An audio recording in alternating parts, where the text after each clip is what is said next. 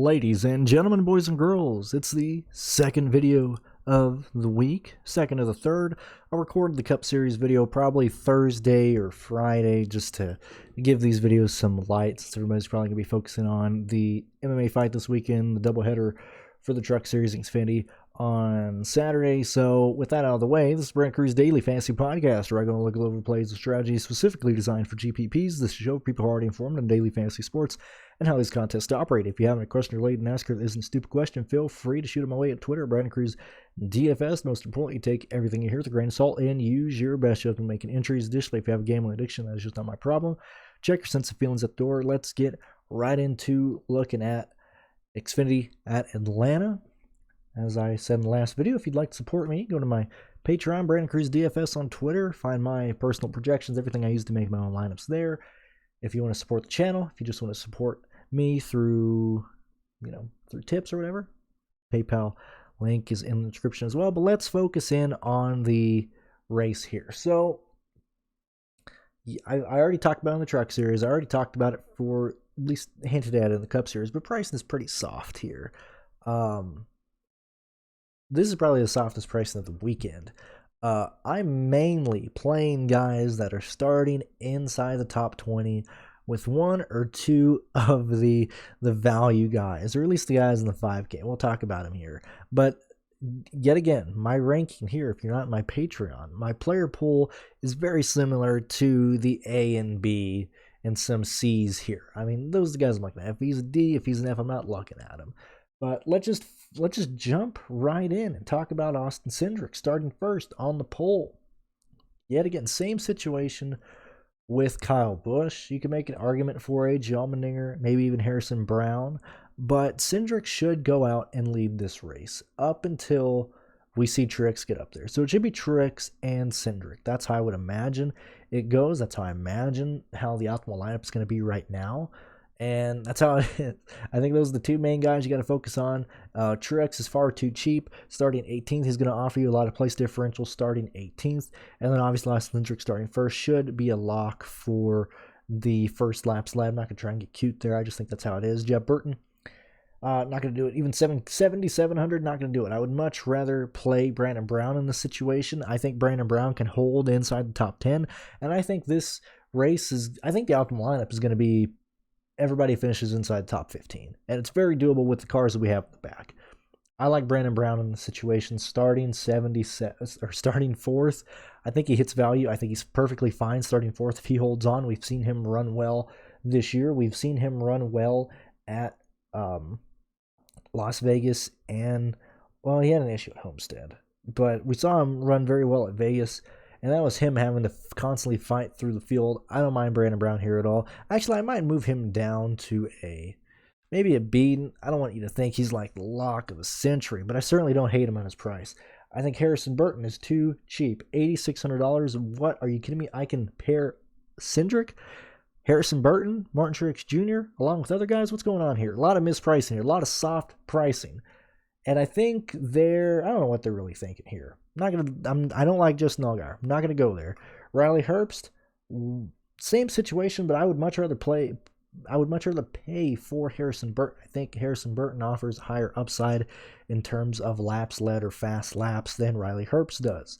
Brett Moffitt, I don't see it happening. Myatt Snyder, $8,000 for Myatt Snyder. Is he gonna hold? Is he gonna be fine? I don't really trust Snyder. There's guys starting a bit farther back than Myatt Snyder that I want to go with. So where's my mouse at? I'm going to get off of Myatt Snyder.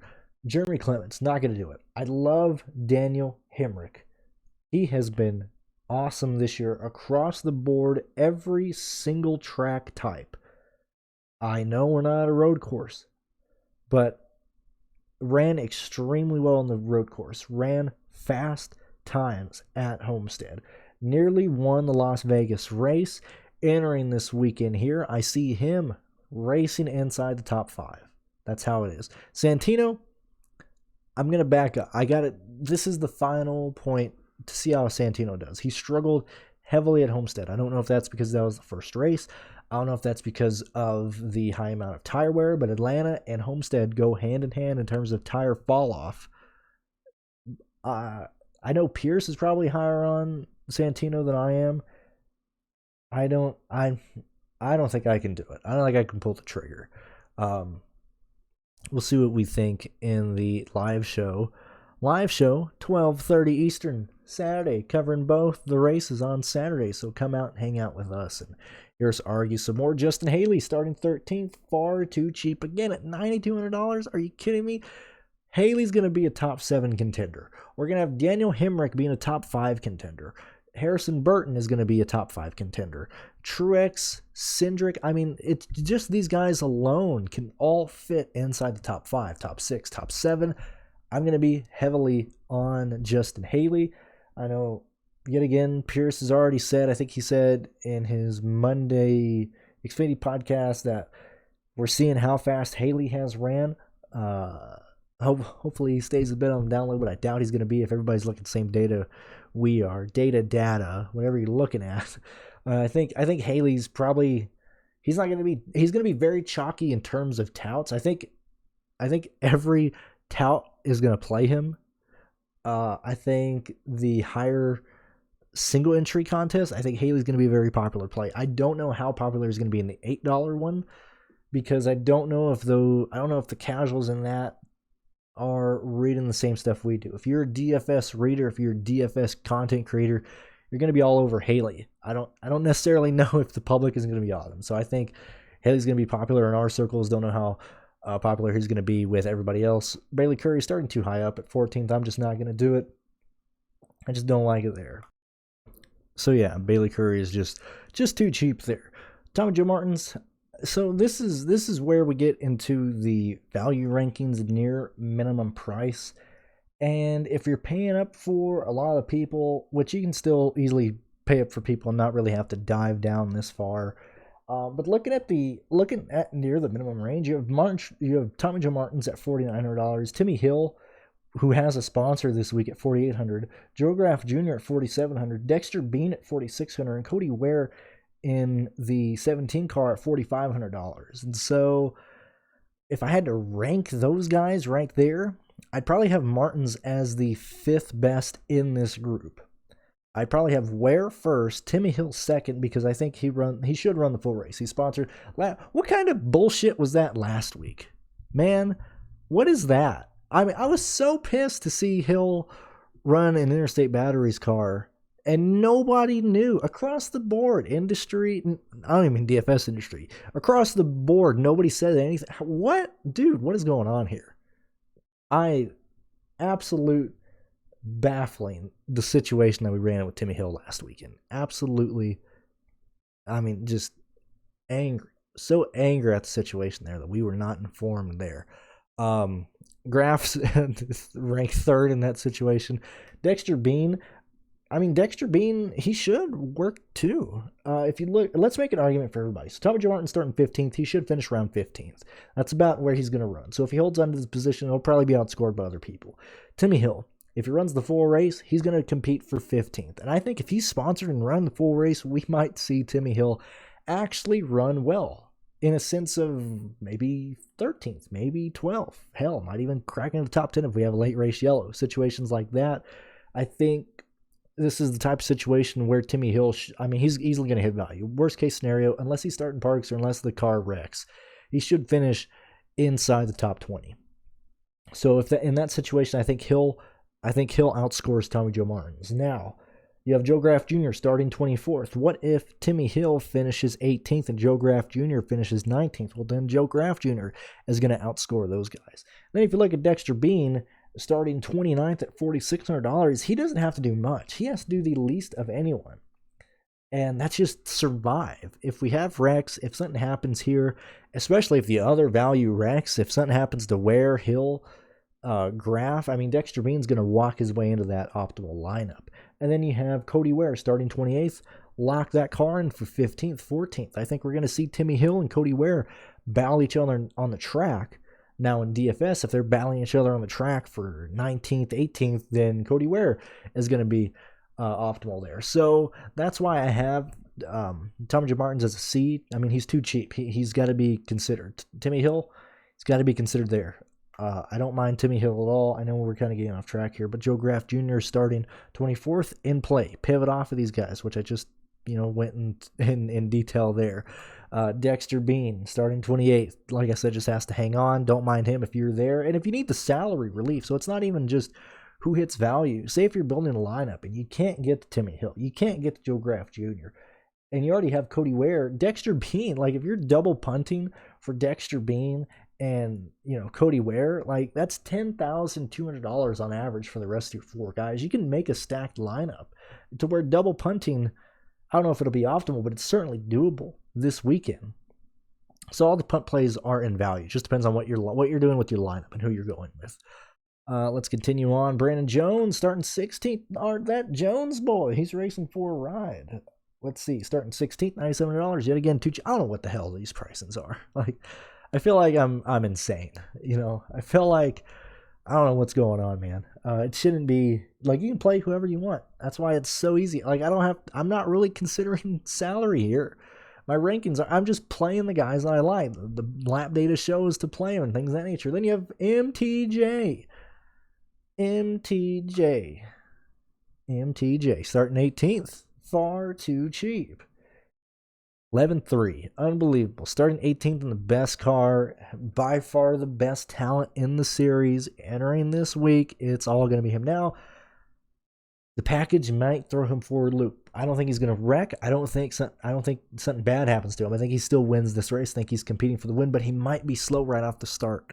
So that's why I would pair Cindric with MTJ, because Martin Truex Jr. is here just to get practice for Atlanta. That's really all it is. Get practice, get experience, and have a little bit more fun racing. But I wouldn't be surprised if we see him pit on the competition caution, pit at the end of stage 1 and start in the back because they're making long adjustments, and even at the end of stage 2, if they're trying to get their car ready to win the race, he's going to probably pit the most of anyone and probably have the longest pit stops than anyone if that car is not off the trailer, the fastest car on the track. So just keep that in mind. I don't know how fast he'll start leading. If the car is hooked up and running, he'll be leading in stage 1. If he's not, look for him in stage 2. But keep that in mind. Other than that, he's still far too cheap. Can easily work there. Josh Williams. And again, what can I say? Far too cheap again. $6,200 actually we're gonna knock. He's cheap, but let's look at the guys around him. So if we're paying value for Tommy Joe Martins, if we're paying value for Timmy Hill, if we're paying, value for Joe Graff Jr., Cody Ware, he kind of falls through the wayside. He's 19th, $6,200. I think that's going to be a dead zone, really. So let's knock Josh Williams down. They'll finish 18th to 16th, but I don't think you need him. I don't see him. I see him hitting. Let me see. I don't think he's useful here. Let's make an small argument for Landon Castle. Say if you don't want to pay at the very bottom. You already have Cody Ware, and you don't necessarily want to pay for Hill. You don't want to pay for Joe Graff Jr. I like Landon Castle starting 20th. He should compete for a top 18. Finish anywhere 19th, 17th. I think that's fine. Jade Buford. Too expensive, my guy. Too expensive. Josh Berry racing for his career in the Xfinity Series. He just said it. He said this is his one chance. This year is all the marbles are on this year. He's been very well. He ran well at Homestead in a place that we didn't expect him to run well at. Like, we didn't expect him to do that well. We thought he'd struggle. We thought he wouldn't be that fast. Obviously, he got fast laps because he paid off cycle towards the end of the race. So take those fast laps off. If anybody's counting those, tell them that, hey, it's because he paid off cycle. But still, he ran well at Homestead. Let's not count Josh Berry out of this one. He's going to be competing for a top 10 as well. So if you're building lineups to get guys who finished out in the top 10, I'm telling you, a lot of guys who have a top 10 potential, top 15 potential. Kobe Howard, too expensive, man. I'm not paying $6,600 for this Johnny Davis car. Not going to do it. Drew Graff Jr., I've already talked about him. Blaine Perkins in the R Motorsports car struggled at Phoenix, which is about what I expected out of the guy of the K&N West Series, to where you've never really had to race with any, real competitors. Now he did get contact. I forgot who it was on the back straightaway, hit the wall. He couldn't avoid it. Didn't tear up the car horribly, but had a lot of right front damage. Lost a set of tires through that. So maybe if he's not involved in that situation, he finishes a bit better. But I don't think we're going to see much more than a 22nd, maybe 20th place finish here. A bit expensive for that. I mean, 5,500. I don't know if I can get to that. Maybe if you're doing Cody Ware and Blaine Perkins together, depends. I don't know if I'm going to be that high on Perkins. It just depends on what the lineups are saying in the optimizer. And right now they're saying that I'm not using a whole lot of Blaine Perkins, so that's pretty. I think that's where I'm going to be at. I'm not going to really use Blaine a whole lot. Jeffrey Earnhardt, not going to do it. Michael Annett, over expensive, $9,000. I like other guys starting up front. Sure, Annett can race up. He will race up and probably finish top 15. At 9,000, man. Depending on who else. I don't think he's a top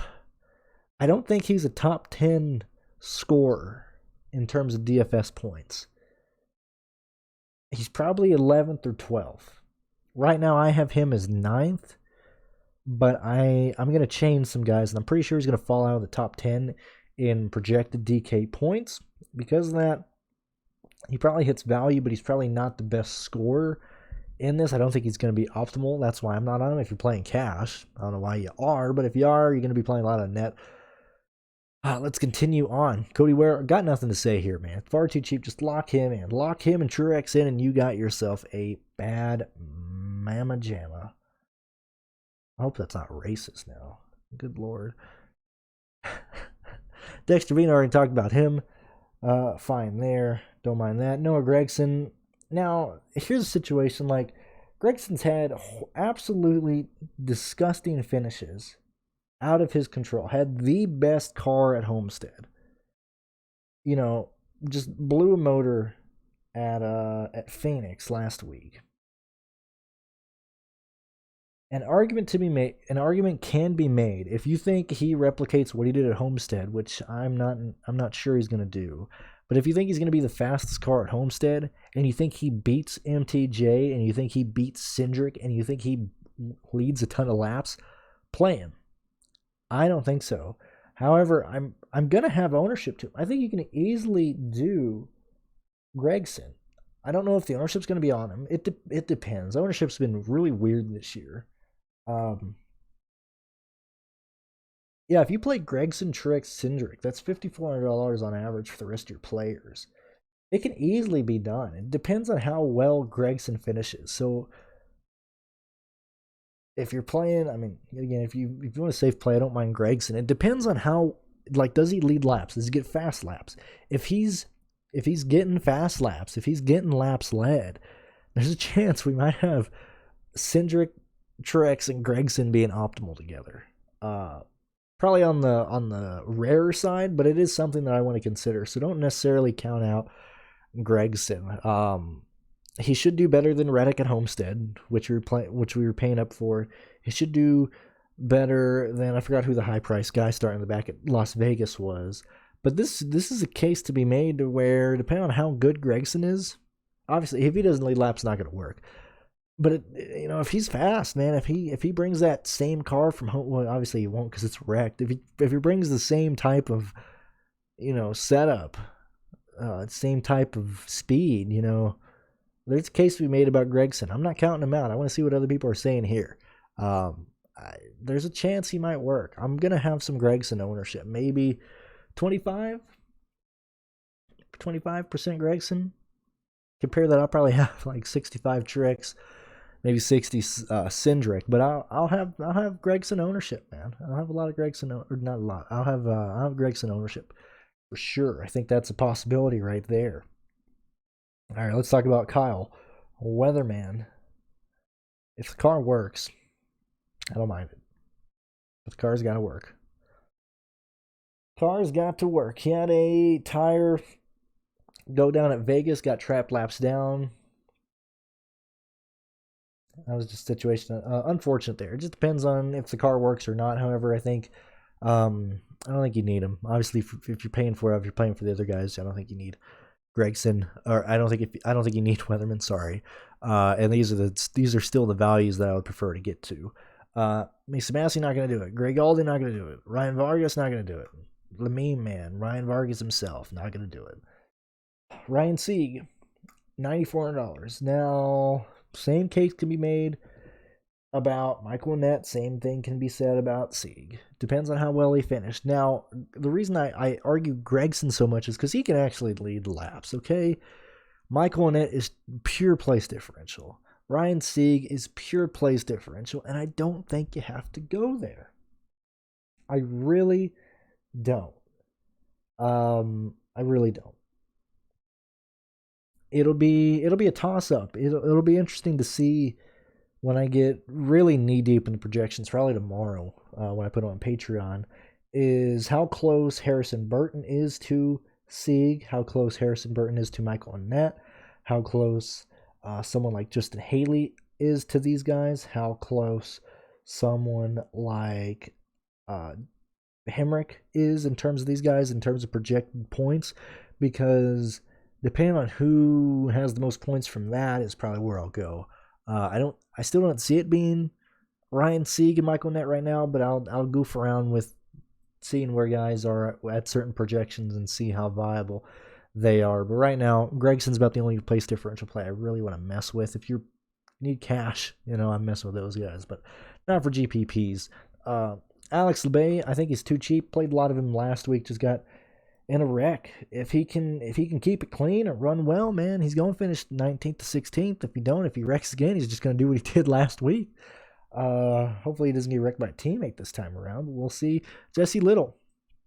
So if we've been playing Jesse Little at $4,800 starting 15th, why don't we play him at $5,800? Why don't we play Chad Fincham at $5,400 in the back? Why don't we play David Starr at $5,900? The other MBM guys, Fincham and Starr, got to see what their sponsorships are. But Jesse Little, he might fall in a place of low ownership. So I don't mind Jesse Little at all. I think that price is fine. I think that's a very safe play. Let me just touch on Hill, because I already know I'm going to get asked. And the other guys, we just have to see what they say. But they got Supreme Transportation on their car for both the Xfinity and the Cup Series race this weekend at Atlanta. So let's keep that in mind. It's a real sponsor. They shouldn't run poorly, shouldn't start in park. Just depends on how Timmy Hill does there. But that's mainly it. I don't really have much else to talk about. I'm trying to get... I'm just trying to build lineups with these guys. I mean, one of these guys is optimal for sure. There's an argument to be made that two of them are optimal, depending on what type of lineup comes through in the end. It's most likely Ware. I think Ware's optimal. I think that's how it is. I think Ware's optimal. I think Truex is optimal. I think Hemrick is optimal, and Cindric. Those would probably be the four guys I would guesstimate to be optimal entering this weekend. Tune in 12:30 Eastern on Saturday to see what we're thinking before the two races on Saturday. And thank you guys for watching. Cup Series video will be out on Thursday or Friday, most likely Thursday. Patreon content will be out probably Thursday night for everybody there. So thank you guys for supporting me. If you want to support the channel, if you want to support me, go to my Patreon, PayPal, whatever you want to do there. If you want to wait till next month, I understand. But if you got those stimulus checks and you like what I've done over the past couple years, think about sending something my way. Until then, thank you guys. We'll see you next time. Also, one last, I'll tell you in the Cup Series. We'll just wait. I'll see you guys later.